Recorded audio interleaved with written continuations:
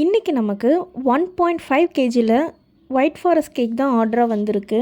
என்னடா white forest கேக்குன்னு சொல்லிட்டு ப்ரௌனி ப்ராசஸ்க்கான டார்க் சாக்லேட் அண்ட் பட்டரை மெல்ட் பண்ணுறாளே அப்படின்னு பார்க்காதீங்க. இந்த கேக் ஆர்டர் பண்ணி ஸ்டார்ட் பண்ணுறதுக்கு முன்னாடியே 2 பாக்ஸ் ப்ரௌனியும் ஆர்டராக வந்துருச்சு. ஸோ சைட் பை சைட் ரெண்டுத்தையும் பண்ணிடலாம் அப்படின்னு சொல்லிட்டு பட்டர் அண்ட் டார்க் சாக்லேட்டை மெல்ட் பண்ணுற அந்த டைமில் வந்து கேக்குக்கு தேவையான திங்ஸ் எல்லாம் எடுத்து ப்ராப்பராக எடுத்து வச்சாச்சு.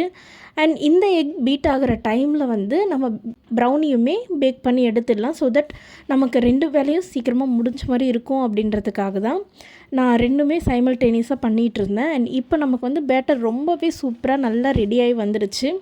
இந்த ப்ராசஸ் ஒரு சைட் போயிட்டுருக்கிறதுக்குள்ளேயே நமக்கு ப்ரௌனி வந்து சூப்பராக பேக் ஆகி நல்லா கூல்டவுன் ஆனதுக்கப்புறம் அதை பீஸ் போட்டு அது மேலே சாக்லேட் கனாச் போட்டு நமக்கு அந்த 2 பாக்ஸையுமே ரெடி பண்ணி எடுத்து வச்சாச்சு. அண்ட் இப்போ நம்ம க்ரீம் கேக்கை கண்டினியூ பண்ணலாம்.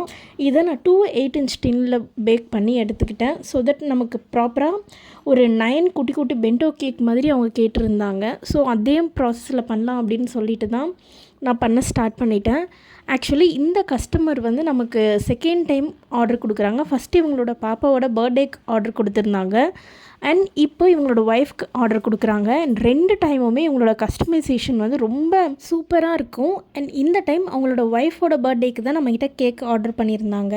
ஸோ இவங்களோட ஒய்ஃப் பர்த்டேக்கும் இவங்க அதே மாதிரி தான் 9 கேக் வர மாதிரி இருக்கணும். அண்ட் அந்த 9 கேக்லேயும் ஒவ்வொரு கேக்கில் ஒவ்வொரு மெசேஜ் எழுதணும் அப்படின்ற மாதிரி சொல்லியிருந்தாங்க. ஸோ நானும் இவங்க கேட்ட மாதிரியே ப்ராப்பராக பண்ணி கொடுத்துடலாம் அப்படின்னு சொல்லிட்டு ஸ்டார்ட் பண்ணிட்டேன். அண்ட் இவங்க சென்ட் பண்ண பிக்சரில் வந்து ரொம்ப டார்க் கலரில் தான் கேக் இருந்துச்சு, டார்க் ரெட்டில்.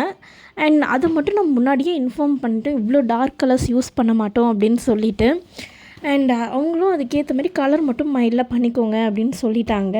ஸோ நம்மளும் அதுக்கேற்ற மாதிரி கலர் வந்து கொஞ்சம் லைட்டாக கம்மி பண்ணி தான் பண்ணியிருக்கோம்.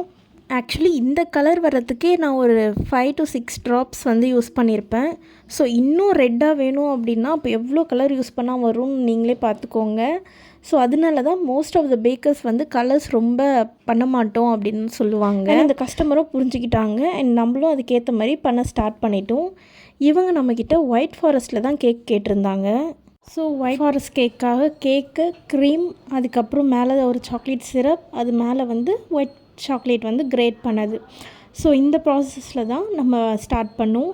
அண்ட் இது ரவுண்ட் கேக்காக கேட்டிருந்தாங்க. அண்ட் நான் வந்து ஸ்கொயரில் பண்ணிவிட்டு க்ரீமில் வந்து அதை ரவுண்டாக ஷேப் பண்ணிக்கலாம் அப்படின்னு பார்த்தேன். ஸோ தட் நமக்கு நிறைய கேக் வேஸ்ட் ஆகாது.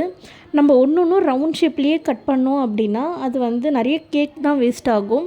ஸோ ஸ்கொயர் ஷேப்பில் பண்ணிவிட்டு நம்ம ரவுண்டாக க்ரீம் அந்த கோட்டிங் கொடுக்கும் போது நமக்கு கேக்குமே ரொம்ப வேஸ்ட் ஆகாது. அண்ட் ப்ராப்பராக எல்லா கேக்குமே நம்ம யூட்டிலைஸ் பண்ணுற மாதிரி இருக்கும்.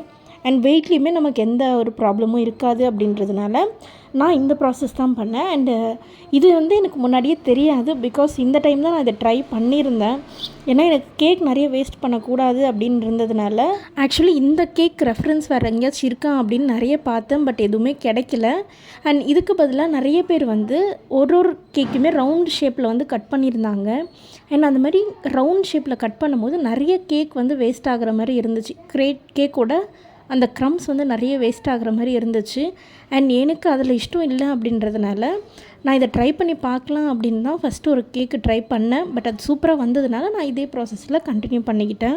இந்த கேக் பார்க்க ஈஸியாக தெரியும், பட் உண்மையாகவே ரொம்ப கஷ்டமான கேக்காக இருந்துச்சு. ஏன்னா இது எல்லாமே வந்து தனித்தனியாக ஸ்க்ராட்ச்லேருந்து திரும்பி ஒவ்வொரு கேக்குமே தனியாக ரெடி பண்ணுற மாதிரி தான் இந்த கேக்கு.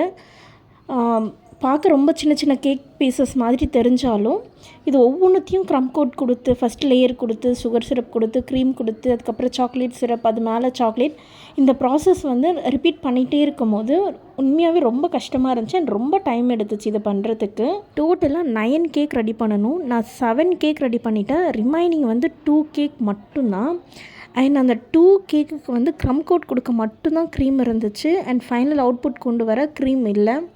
ஸோ அந்த டைமில் ஸ்டாண்ட் மிக்சர் எடுத்து அதை பீட் பண்ணுறது வந்து நடக்காது அப்படின்றதுனால நான் ஹேண்ட் பீட்டரே வந்து யூஸ் பண்ணிக்கிட்டேன்.